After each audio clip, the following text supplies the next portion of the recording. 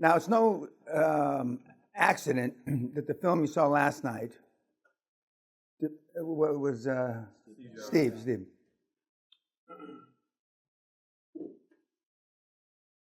Depicts an animal. But God rest his soul, we don't slag off the dead much. But it's a compliment to Steve. It's a compliment to Ray from the night before. And you're going to see several others. And but when I hear the pundits talk about him, like Wayne Huizenga just passed away while I was in Florida, the founder of Blockbuster, Waste Management, some great roll-ups of the 80s and 90s. And you would have thought that Mr. Huizenga was an angel to hear people talk. Well, that's great. I doubt very much when I die they're going to talk about me as an angel. I really do. Although I told you the party I went to, and the people, these women that have known me, and they're in their 90s, and one's almost 100, they were telling Sally that, he was an angel as a young boy. This is like 8, 10, 11, 12, and I was a lot of things, but that's not one of them. And I guess when you really get old, you block that. You must block that shit out. You must. But Wayne Huizenga was a tough motherfucker. And but Steve was a tough motherfucker. What's some of the takeaways about Steve, other than he wasn't an angel? It was totally uncompromising. Like, he didn't give a shit what anyone else thought. Yeah, like I say, don't confuse me with the fucking facts. I'm not interested in the fucking facts. This is what we're going to do. I may be wrong, but I'm never in fucking doubt.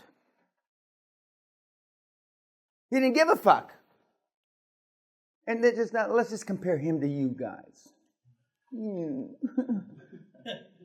Fucking weenies. I'm surprised the guys can find your weenie to take a piss. It's shrunken up in your cavity. Sir? Yes, sir. Jobs, quote, I play the orchestra, end quote. And then Scully said... Sound familiar? Yes, okay. Scully said to him when they got in an argument, you are fucking delusional. Yeah. And then Waz said you're an asshole. Yeah. Which sums it up. Yeah. And by the way, we'll get to that. One of my current mentees is mentee Waz now. But we'll get to that. Is that my team? Yeah. Yeah. And what else about Steve? Focus on the few, not the many. One product at a time. I mean, some of you guys, you can barely chew gum and wipe your ass. And you're going to do 3 or 4 or 5 things. And it's after doing it so long, it's so obvious to me, but it's not obvious to you. But it's the thing in Sally and I, when we do discuss this, which isn't very often, the thing that I still have trouble grasping is that when all the bricks fall on your fucking dick, why you don't understand? I mean, when you're doing everything 180 degrees wrong, and she says that's because Sally says because they read 4 books and they listened to 3 podcasts and all these guys, and because they don't know what the fuck they're talking about, and there's more remember cognitive dissonance. You have more information on the negative scale for years and years and years and years, even though this seminar is roughly 50 hours long, which is about. When you're 30 years old, you've lived about 240,000 hours. But 50 hours can change that 240,000 hours. And if you're less than 30, it's obviously, and if you're more, but it's, nobody in here has been around more than 400,000 hours. And 50 hours can change that. And before I had the year-long mentor program, that's all you got. 50 hours, that was it. And there were no webinars, and there were no weekly reports, there was no fucking nothing. We have an email from one of the Hall of Famers, Bruce Whipple, that I'm going to pass out. Him looking at you. And now this is a guy that's done a lot of fucking deals.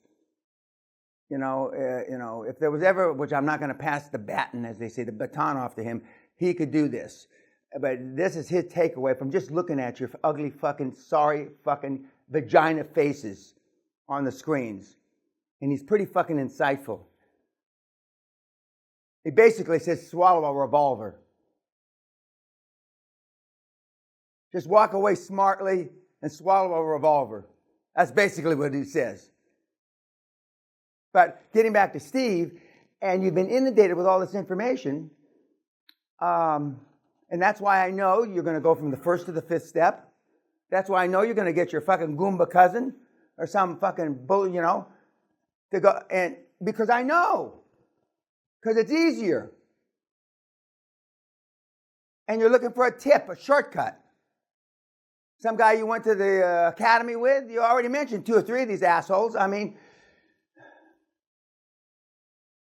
you can't help yourself. But if I put a gun in, you have a favorite son, all your sons you love, right? Yeah, well, let's just say you got a fave. Somebody's going to put a cap in his head, a bullet in his head. You got 20 hours to do such and such, to find a chairman. Guess what?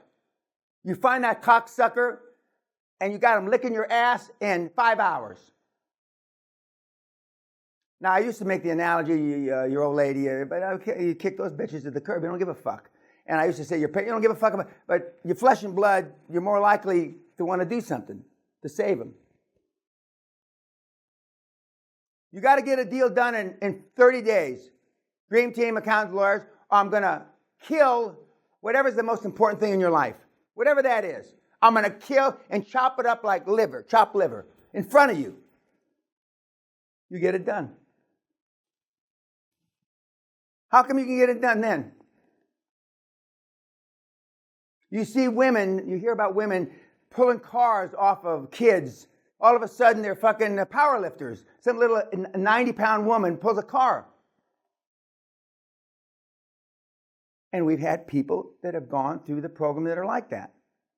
That just get the shit done. Because it's the most important thing in their life. There's a black motivational guy. Thomas. And he says, if you want success, is more than you want oxygen in your lung or air in your lungs or something like that. He says some bullshit like. I don't mean it's bullshit, but very few people really. When I did it, I wanted it more than life. I would rather have been dead.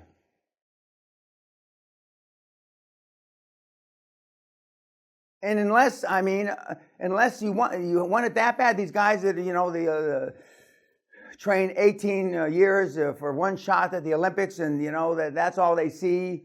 A couple of our Hall of Famers are Olympians. That's all their whole lives for that 1, 2 minutes or 4 minutes, whatever the event was. But if you don't have that same kind of devotion, you're going to fucking fail. And that's what Bruce saw. He says they're just there for a nice holiday at the fucking castle. But you're better off than these cocksuckers on fucking YouTube. Don't even have a weenie to get wet. They squat to pee. And the women have weenies. They're is plural for clitoris, clitori. Anyway, I don't know, whatever. I got an email from a guy. He's not a Hall of Famer, but he's doing well. He's got now, and the biggest thing that you guys fear is you give out equity and then you got to take it back. Well, he's up against that now, where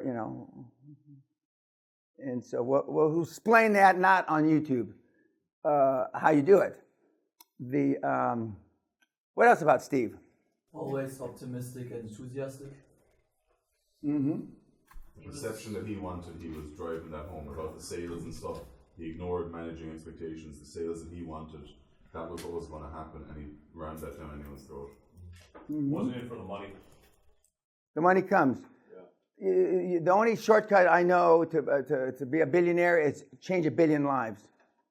You come up with a product that changes 1 billion lives, you automatically you'd be a billionaire. He said, "I'm here to make a dent in the universe." Yeah. Yeah. He was a ruthless motivator that pushed a other people outside of their comfort zone.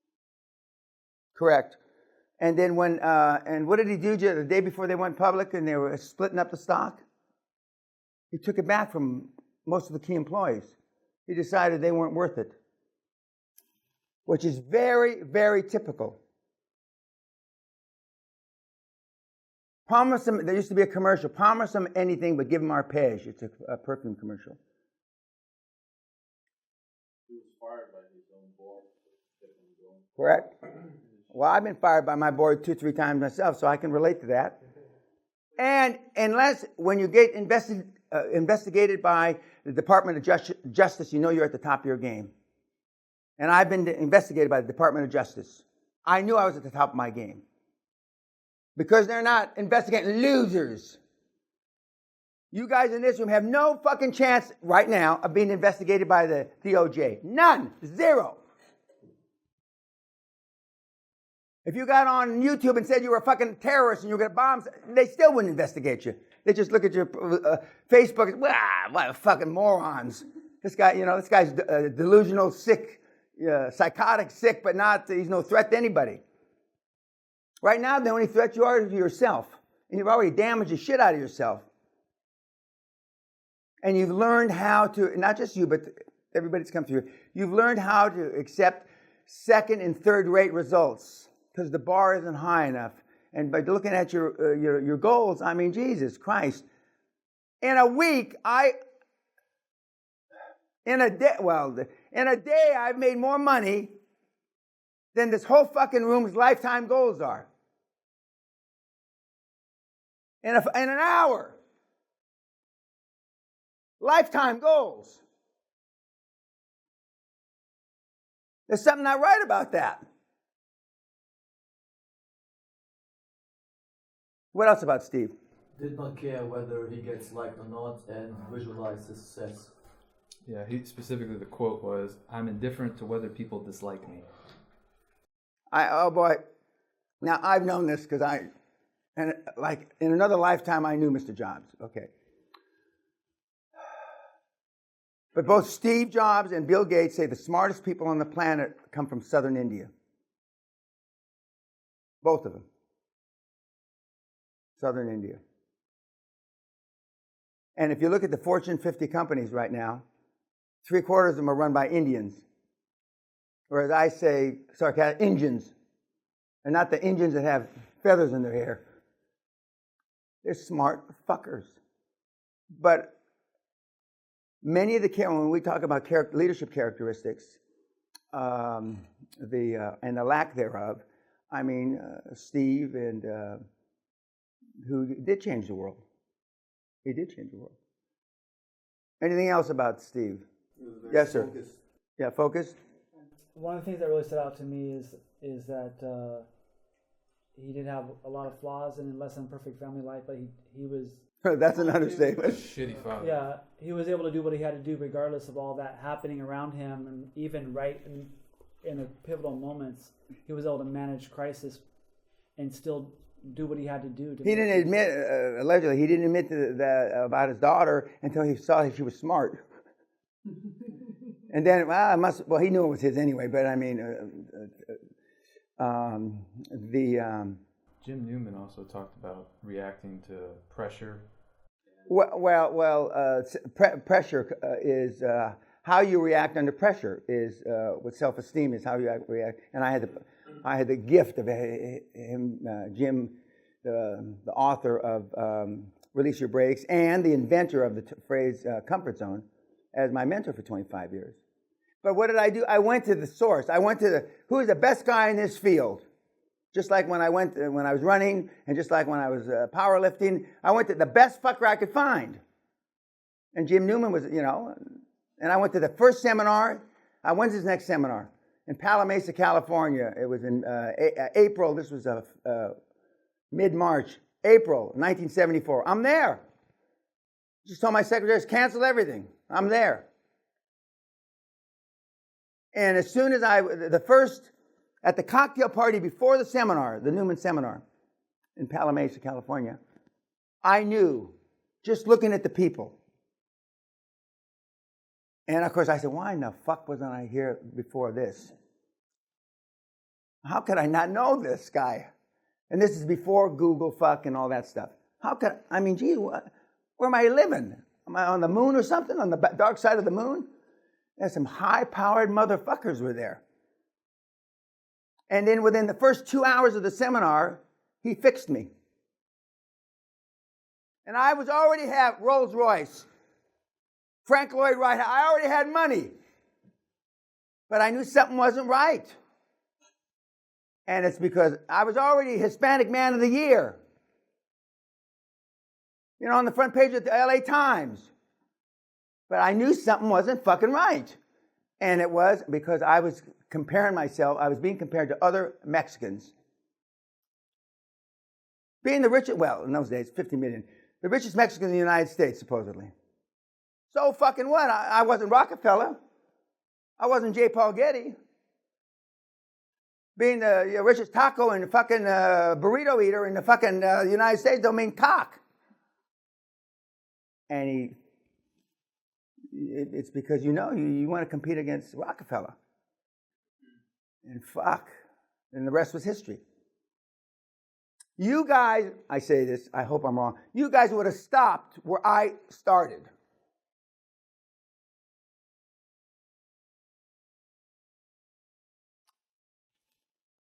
And $50 million buys a lot of fucking burritos. Right, Philo? A lot of fucking tacos. Steve was a powerful guy. He drove people to suicide. Success leaves clues. There's a pattern we're forming here. When I say I'm going to rip your head off and shit down your neck, that's what they did. Anything else about Steve? He talked about being the conductor because in our sense we don't really bring anything to the table. So Oh, amen to that. And that's why I don't have fucking board meeting. I'm telling you. Because when you sit in a room with 6, 7 guys and they're going to say, what the fuck do we need this shithead for? So if we don't bring the energy and the drive and the persistence to the team, there's no point in us being. Correct. Correct.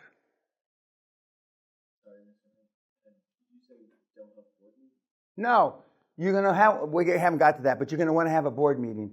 The Irish like to have a board meeting to talk about nothing. And you're going to get thrown out the first board meeting.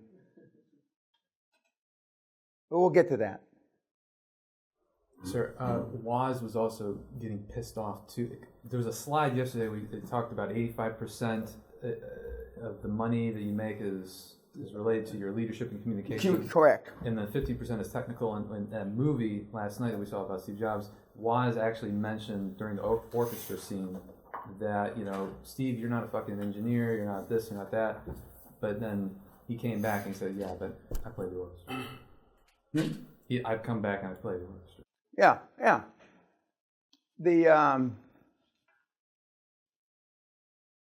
You will be that person that brings the various, and what you're really doing is you're showing the board that is used to doing deals the old-fashioned way, that you don't need all those other 8 or 10 financial instruments. You only need one. Okay, YouTube. Thanks.